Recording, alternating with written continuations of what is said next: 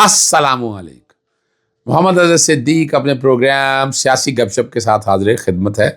जैसे मैंने कहा था कि आईन पाकिस्तान 1956 की गुफ्तगू करूँगा को माजी के औराक के साथ। तो स्टाइल थोड़ा सा बदला है कि जनरल गुफ्तगू भी हो रही है, लेकिन एक स्पेसिफिक टॉपिक के ऊपर भी जो आम किसी भी यूट्यूब के प्रोग्राम में या मीडिया में बात नहीं हो रही उस पर बात कर सकूँ। दो इश्यूज़ के बाद सीधा बराह रास्त उस इशू पे चला जाएंगे जो मेरा मेन टॉपिक है। और सुप्रीम कोर्ट यानी जो बातें कहा करते थे मरियम सफदर और बाकी वो सारा नवाज शरीफ ग्रुप, अब वो सच साबित होना शुरू हो गया। हम ख्याल जजेस क्या होते हैं। सुप्रीम कोर्ट ने साबिक एमडी अताउल्ला कासमी और दीगर से 19 करोड़ से ज़्यादा रकम के केस में इसहाक डार, परवेज़ रशीद, फवाद नजर सानी की दरखास्तें मंजूर कर ली। जी हाँ, मैं यही कह रहा हूँ और क्या कह रहा हूँ आपको।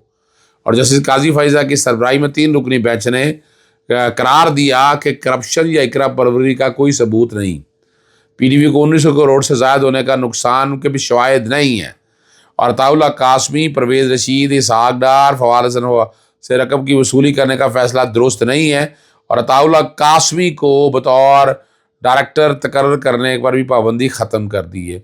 ये याद है आपको, व्यागरा वगैरह पता नहीं क्या गोलियाँ, और वहाँ पर क्या किस जगह मिसयूज़ किया उस अथॉरिटी को। अब सुप्रीम कोर्ट ने कह दिया, लेकिन इसमें हक़ाइक़ तो आपके सामने मौजूद थे। हमने तो नहीं है, ये हक़ाइक़ सारे फैसले के अंदर मौजूद थे, लेकिन जो बातें उस वक्त कहा जा रही थी अब पता नहीं है वो उस वक्त सही था या गलत था। मैं इनमें नहीं जाना चाहता, मैं किसी आइनी और कानूनी बहस में नहीं पढ़ना चाहता। मैं तो सिर्फ बता रहा हूँ कि नवाज शरीफ एवन फील्ड में आज भी सबूत जो हैं वो मौजूद हैं, आज भी मरी ट्रेल नहीं है, लेकिन वो बरी हो गए। उनके बेसाहबजादे आए, वो बरी हो गए, और वो जायदादें जो नाजायज़ पैसे से ख़रीदी हुई हैं बज़ाहिर तो अब और तो मनी ट्रेल तो है नहीं है, वो आज सब साबित हो गया है। आगे चलते हैं आपको अगले इशू की तरफ लेकर। सुप्रीम कोर्ट का बड़ा अहम 2 फैसले हैं, शौकत महमूद का और सनम जावेद का, और ये फैसले बहुत ज़बरदस्त है। ये संगे मील है।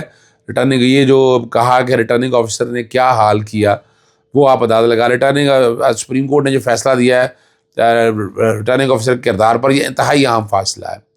इंतखाबात जमहूरियत की असास होते हैं। इंतखाबात में हिस्सा लेने के लिए साजगोर माहौल की फराहमी नागुज़ीर है। किसी एक फ़र्द के लिए तकनीकी रुकावटें डालना जमहूरी रवायात और असूलों के ख़िलाफ़ है। रिटर्निंग ऑफिसर के ईमा पर इलेक्टोरल कवानीन और रूल्स को स्वाबदीदी फ़िल्टरिंग के तौर पर इस्तेमाल नहीं किया जा सकता। रिटर्निंग ऑफिसर को स्वाबदीदी इख्तियारात को इत्तदाल पसंदी और मोहतात अंदाज में इस्तेमाल करना चाहिए। रिटर्निंग अफसरान इंतखाबी अमल का लाजमी हिस्सा होते हैं, और रिटर्निंग अफसरान की जानिब से इंतखाबी अमल को मुतासर करना इंतहाई नामुनासिब है। अफसरान को याद रखना चाहिए इंतखाबी अमल में हिस्सा लेना हर शहरी का बुनियादी हक़ है। किसी एक उम्मीदवार को इस हक़ से महरूम करना ना सिर्फ उसके बल्कि उसे वोट डालने वालों के बुनियादी इंसानी हकूक़ पर डाका मारने के मुतरादिफ है। ये जजमेंट बैकग्राउंड पे चल रही है सनम जावेद के केस में, सुप्रीम कोर्ट ने कही है। आगे आपको ले जाते हैं मेरा स्पेसिफिक टॉपिक के ऊपर। पाकिस्तान की आइन की जो तारीख साजी है, सबसे पहला आइन 1956 का है। अस्करी तारीख में पाकिस्तान एक मुल्क है जो खालिस जमहूरी अंदाज में इंतखाबात के ज़रिए मार्ज़ वजूद में आया, लेकिन बदबख्ती से इसके इब्तदाई दौर में ही उसकी जमहूरियत का गला घोंट दिया गया, और अभी 23 साल भी पूरे नहीं हुए थे एक खूनरेज़ जंग के नतीजे में ये मुल्क 2 लख्त हो गया। पाकिस्तान का हसूल इतना दुश्वार गुजार और मुश्किलात से भरपूर नहीं था जितना उसके हसूल के बाद आइन की तैयारी और उसकी मंजूरी का अमल। मार्च सन 40 में ये बात हो रही 1940 की। करारदाद पाकिस्तान की मंजूरी के 7 साल बाद पाकिस्तान तो मार्ज़ वजूद में आ गया, लेकिन उसके पहले आइन की तैयारी और मंजूरी में 9 साल का अरसा लगा, और इस तवील अरसे में उसे कैसे कैसे संगीन बहरानों से गुजरना पड़ा, ये एक तवील दास्तान है। यहाँ ये बात भी काबिल ज़िक्र है कि किस रूह से कौन हाकिम था। ये सितम ज़रीफ़ी है कि नई मुमलकत के मकासद उसके क़याम के 2 साल बाद मंजूर हुए, जबकि बुनियादी असूलों की दस्तावेज़ पर क़याम के 5 साल बाद इत्तफ़ाक़ हुआ। ध्यान से समझना है। ज़ाहिर वजह इसकी ये बताई जाती है कि तहरीक पाकिस्तान के दौरान उसके कायदीन को इन अमूर पर गौर करने का मौका नहीं मिला। नए मुल्क का आइन किस तर्ज का होगा और उसकी समाजी पॉलिसी किस नौइयत की होगी, उसका इकनॉमिक ढांचा या इक़्तिसादी ढांचा किस नहज का होगा, اور بین الاقوامی تعلقات کا رخ کس سمت کا ہوگا۔ یہی وجہ تھی کہ نئی مملکت کے سامنے کوئی واضح نقشہ راہ نہیں تھا۔ بانی پاکستان حضرت قائد اعظم محمد علی جناح کے زمانے میں وہ 1935 کا ایکٹ تھا جو بنیادی طور پر پارلیمانی جمہوری نظام تھا، لیکن چونکہ خود جناح گورنر جنرل تھے لہٰذا وزیر اعظم لیاقت علی خان کے مقابلے میں انہیں وسیع تر اختیارات حاصل تھے، اور پھر انہیں دستور ساز اسمبلی کے صدر کی حیثیت سے بھی بے حد اہم مرتبہ حاصل تھا۔ لیکن لیاقت خان کے دور کا جائزہ لیں تو یہ محسوس ہوتا ہے کہ سیاسی قیادت نے ملک میں اپنی سیاسی جڑوں کے بارے میں پراعتماد نہیں تھی، اور اسی بنا پر عام انتخابات سے سخت خائف تھے۔ یہی وجہ ہے کہ آئین کا عمل نہایت سست رہا۔ 2 سال بعد 1950 میں آئین کے بنیادی اصولوں کی کمیٹی نے ملک کے آئین کا خاکہ پیش کیا، جسے مشرقی پاکستان نے یکسر مسترد کر دیا۔ یہ مشرقی اور مغربی پاکستان کے درمیان اختلافات کا اور خلیج کا آغاز تھا، جس نے آخرکار ملک کو دو لخت کر دیا۔ مشرقی پاکستان نے ایک خاص کنونشن میں رپورٹ کو مسترد کرتے ہوئے مشرقی اور مغربی پاکستان کے 2 خود مختار یونٹوں پر مشتمل ریپبلکن طرز کی حکومت کے قیام کا مطالبہ کیا تھا، اور کیا کہا تھا کہ ملک کی آبادی کی بنیاد پر تشکیل پانے والے مرکزی پارلیمان کو صرف خارجہ امور کرنسی اور 2 علیحدہ فاصلہ کتنا تھا اور دفاع کے اختیارات حاصل۔ 1951 میں لیاقت علی خان کے قتل کے بعد نہ صرف آئین سازی کا عمل ٹھپ ہو گیا بلکہ گورنر جنرل اور وزیر اعظم کے اختیارات پر سنگین تنازع کھڑا ہو گیا۔ لیاقت علی خان کے بعد طالع ازماؤں نے بااختیار گورنر جنرل کے عہدے پر قبضہ کو ترجیح دی اور خواجہ ناظم الدین کو وزارت عظمیٰ سونپ دی۔ گورنر جنرل اور وزیر اعظم کے درمیان اختیارات کی جنگ اس وقت سنگین صورتحال اختیار کر گئی جب گورنر جنرل غلام محمد نے سن 1953 میں خواجہ ناظم الدین کو دستور سال اسمبلی میں بجٹ کی منظوری اور اعتماد کے فوراً بعد ان کے عہدے پر برطرف کر دیا۔ یہ ذرا سمجھنا ہے، یہ بہت ضروری ہے۔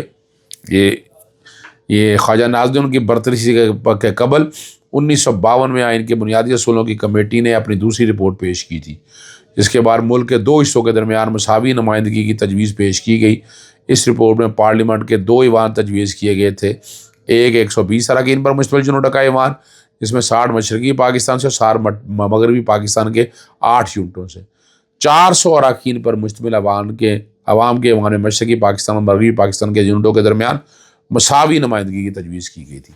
پنجاب نے اس رپورٹ کی شدید مخالفت بھی اس بنیاد پر نہیں کہ مساوی نمائندگی کی خاطر مشرقی پاکستان کے جمہوری حق سلب کیا جا رہا تھا، کیونکہ اس کی آبادی مغربی پاکستان کے یونٹوں کے کل آبادی سے 2% زیادہ تھی۔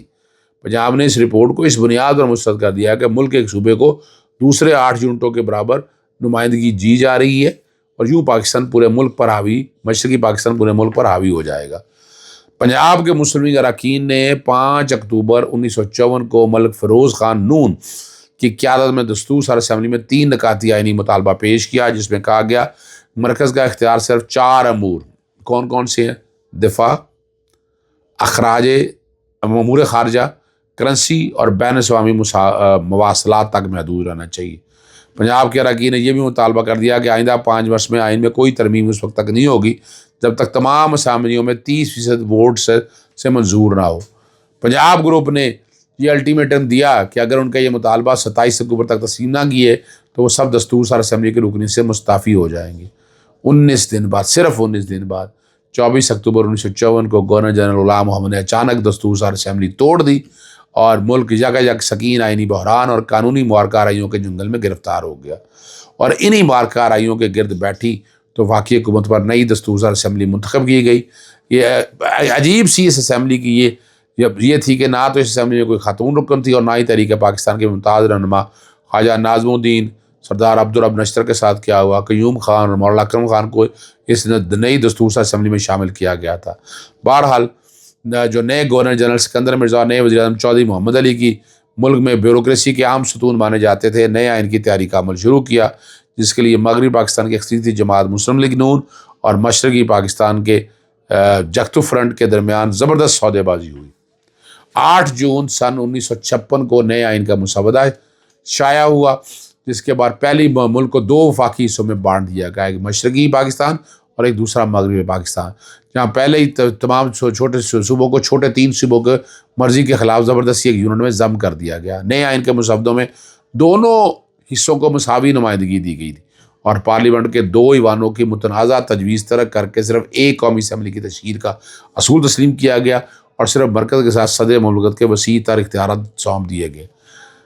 اسی زمانہ میں نئے آئین کے مسودہ کے بارے میں جب عوامی لیگ کے سربراہ حسین شہید سہروردی سے ایک طویل انٹرویو کیا تھا، یہ امروز اخبار کے حوالے سے انہوں نے سوال کیا تھا کہ کیا وجہ ہے کہ انہوں نے صرف مشرقی پاکستان کا جمہوری حق ترک کیا اور مساوی نمائندگی کا غیر جمہوری اصول تسلیم کیا، بلکہ مغربی پاکستان کے 3 چھوٹے صوبوں کے جمہوری حق کو غصب کرنے کے عمل میں بھی ساتھ دیا اور ان صوبوں کی مرضی کے خلاف ایک یونٹ تسلیم کیا۔ تو سہروردی صاحب نے اس شرط پر کہا، کیونکہ میں انٹرویو میں یہ بات شامل نہیں کروں گا، کہا کہ حقیقت یہ ہے کہ اس ملک کے ہم پنجاب سے سودا بازی کیے بغیر نہ اقتدار حاصل کر سکتے ہیں اور نہ اقتدار میں شریک ہو سکتے ہیں۔ آخرکار 29 فروری سن 1956 کو دستور ساز اسمبلی نے ملک کا پہلا آئین منظور کر لیا اور دستور ساز اسمبلی کے اراکین نئے آئین پر دستخط کرنے کے لیے اس زمانے میں مسلم لیگ کے نوجوان رہنما یوسف ہارون کی کھلی کار کی قیادت میں قافلوں کی ایک شکل میں گورنر جنرل ہاؤس گئے، جبکہ شاہی انداز سے بغلوں کی گونج میں گورنر جنرل سکندر مرزا خالص انگریزی انداز کے کالے ٹیل لمبے والے کوٹ میں ملبوس دربار حال میں داخل ہوئے اور تختی نما کرسی پر براجمان ہوئے۔ ان کے ساتھ وزیر اعظم چودھری محمد علی بیٹھے، جو ملک کے نئے آئین پر گورنر جنرل کے دستخط ہوئے۔ چند روز بعد دستور ساز اسمبلی نے گورنر جنرل سکندر مرزا کو نئے آئین کے تحت ملک کا پہلا صدر منتخب کیا اور بڑے دھوم دھڑکے کے ساتھ 23 مارچ سن 1956 کو نئے آئین کا نفاذ ہوا۔ افسوس ہے کہ ملک کا یہ پہلا آئین صرف 31 مہینے ہی چل سکا اور اس دوران سکندر مرزا نے جس طرح 3 وزیر اعظم کو برطرف کیا، یہ سمجھیے گا، اور کیا گڑ جوڑ کی اس کی داستان علیحدہ ہے۔ لیکن 7 اکتوبر 1958 کو فوج کے سربراہ جنرل ایوب نے گورنر جنرل سکندر مرزا کے ساتھ ساز بیز کر کے یہ آئین منسوخ کر دیا اور آخرکار اقتدار پر فوج نے اس وقت قبضہ کر لیا۔ تاریخ دیکھیں پاکستان کی، آپ یہاں سے سمجھ جائیں کہ یہ ہم شاید سمجھیں کہ ہم 75 سالوں بعد ہم بہت آگے ہیں، ہم وہیں کھڑے ہیں۔ ہم وہی لڑائی، وہی اقتدار کی جنگ اور وہی اقتدار میں عدم توازن وہ دیکھتے آئے ہیں۔ اللہ کرے کہ یہ حالات بہتری کی طرف جائے۔ اجازت چاہتا ہوں۔ السلام علیکم، اللہ حافظ، پاکستان زندہ باد۔